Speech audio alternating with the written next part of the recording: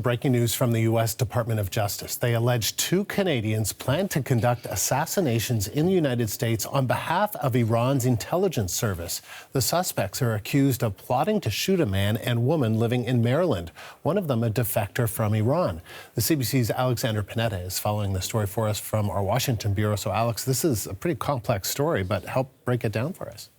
Yeah, so the U.S. government released 2 documents today, and when you put them together, you get a relatively clear portrait of what exactly is alleged to have happened. One document is an unsealed indictment from the U.S. Department of Justice. It involves that one specific crime you alluded to, an assassination plot. The other document, U.S. sanctions announced by the Treasury Department. I'll start with the latter, the sanctions, because I think they help set the context for what exactly happened. The U.S. alleges that there's a network of drug traffickers, criminals, operating with carte blanche in Iran, that they enjoy protection from the Iranian regime. And in exchange, the drug gang provides a service. It kills people. It kidnaps people around the world who are dissidents and opponents of the Iranian government. Now, the drug network allegedly answers to one man, an officer in Iran's intelligence service named Reza Hamidi Ravari. And that brings us to the second document, the criminal charges. This drug gang is alleged to have hired 2 Canadians to assassinate a pair of people living in Maryland, a man and a woman who fled from Iran. The plot failed. The targets are all alive, and the suspects are in prison.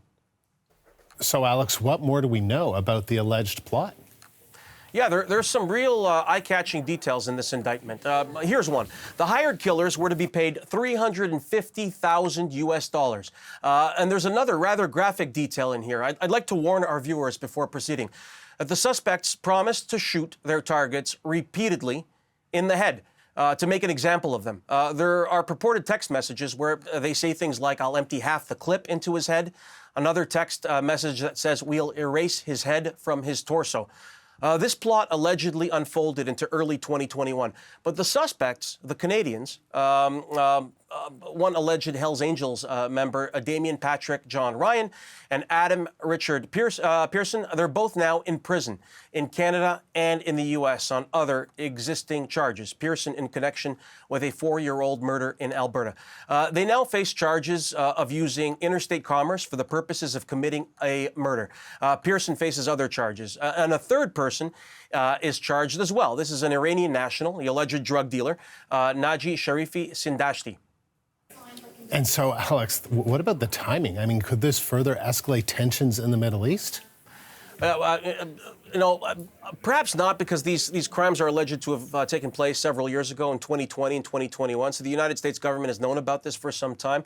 But really what it is a reminder that the United States and Iran have this long-running Cold War that occasionally flashes hot.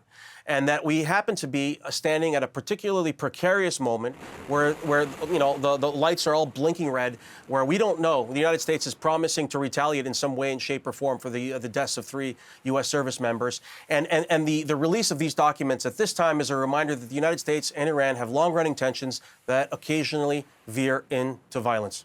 Alex, thank you. That is the CBC's Alexander Panetta, live in Washington.